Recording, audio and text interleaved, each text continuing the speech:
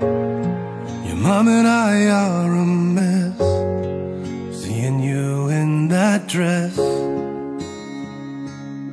Our little girl is now grown, and I remember how sweet when you danced on my feet. Now you stand on your own. You'll always be my little girl, my whole life, my whole world, my little girl.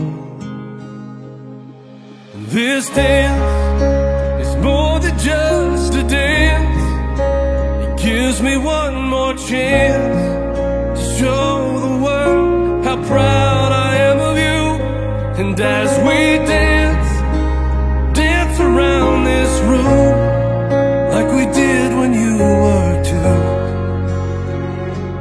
My little girl, this dance is just for you.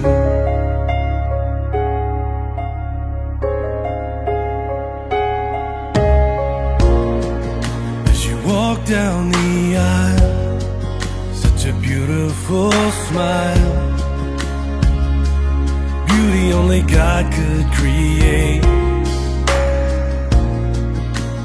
Tears fill my eyes as I realize I have to give you away. You'll always be my little girl, and this dance is more than just a dance.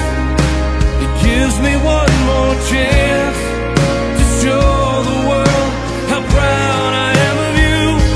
And as we dance, dance around this room like we did when you were two. My little girl, this dance is just for you.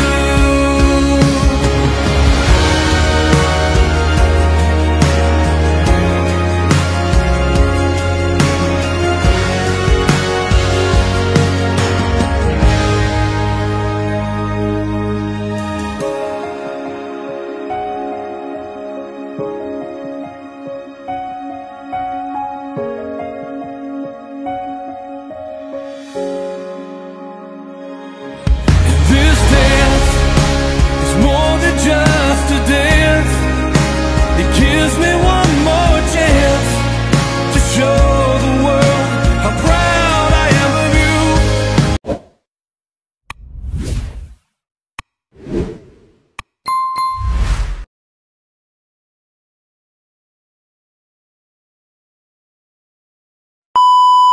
Ang ating birthday girl at napakaganda po ngayong hapon.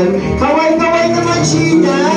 Ayan, sino may official photographer? Bakit malaya na photographer natin? Hindi niyo nakita yung ano? Yung grand entrance? Ayan. Diretso ka sa stage ha, Sheena. At sa pagkakataon po ito, tinatawagan po ang kanyang Mami Edna. Palakpakan natin si Mami Edna. At ang dalawa pang kapatid ni Sheena, si Terry and Daniela. Palakpakan natin yung family. Dito po tayo sa stage. Wala po ang kanyang tali.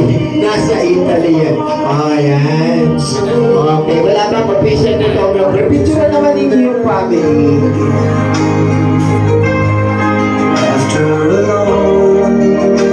Ayan, si Pastor Roman eh. Official photographer. Okay, pagkatapos natin mag-picturean, lubos na maalaman po ang iyong plano, ang iyong pong pananaw at ang iyong pong Panginoong layunin sa aming buhay, kung bakit kami narito. Maraming pong salamat, pagpalain po ang lahat na narito at nawa nga po o Diyos, kaming lahat ay magalak at ikaw po'y aming malugod sa pagdiriwang na ito ng kapanganakan o celebration ng 18th birthday ni Sheena. Maraming pong salamat sa Panginoon Jesus. Amen. Okay? Upo na po tayo. Salamat po. At magdire-diretso na po tayo dahil po okay, so we are running out of time. Ano, ang ating alas 3 ay alas 4 ho. Ano, talagang Pilipino tayo. Ano, okay, but then salamat po at hindi minsan maiwasan. Ano, So, gusto ko pong ating pag-usapan ang tungkol sa kapanganakan, at nagagalak tayo sa Sina ay talagang 18 na. Ano bang ibig sabihin ng 18? Okay. Dennis, pabila. Sige. Ating ilagay ho ang ating kamay gano'n. Gano'n natin ng konti sa kanya. Pwede nating tayo po'y manalangin. Tayong lahat po ay pumigit. Tayo manalangin. Makapangyarihan Diyos, aming amang nasa langit, kami po'y nagagalak sa oras ito. Binigyan mo po ng another birthday si Sina. At salamat po, hindi ito basta birthday sapagkat ito'y napaka-remarkable birthday sapagkat siya po ay 18 na. Salamat po at siya po ay iyong iningatan, ginalinga at iyong pong pinagpala, Panginoon. Salamat po sa mga kaloob sa kanyang buhay. Salamat po, binigyan mo siya ng ina na nag-aalaga at nagmamalasakit sa kanya, ang kanyang ama, ang kanyang mga mahal sa buhay, ang kanyang lolo, ang kanyang lola, ang kanyang mga tiyuhin, Panginoon, na nagmamahal sa kanya. Higit sa lahat, ikaw, Panginoon, pagpalain mo siya, Panginoon, bigyan mo siya, Panginoon, ng mabuting kalusugan, malakas na resistensya, katalinuhan, karunungan, matibay na damdamin, Panginoon, sa mga darating na panahon sa kanyang buhay. Hindi maiwasan na may mga problema, may mga kabigatan, Panginoon, pero kayo magbibigay ng katatagan sa kanya, i-develop mo patuloy siya, Panginoon. Kayo po ang magdidepensa sa batang ito. Kayo po, Panginoon, ang magbibigay sa kanya ng naging deliverance, Panginoon, sa lahat ng masama.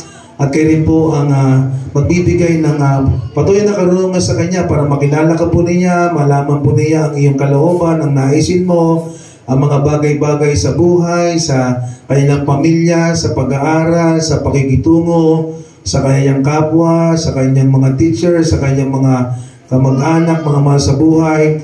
Nawa nga po ipagkakalob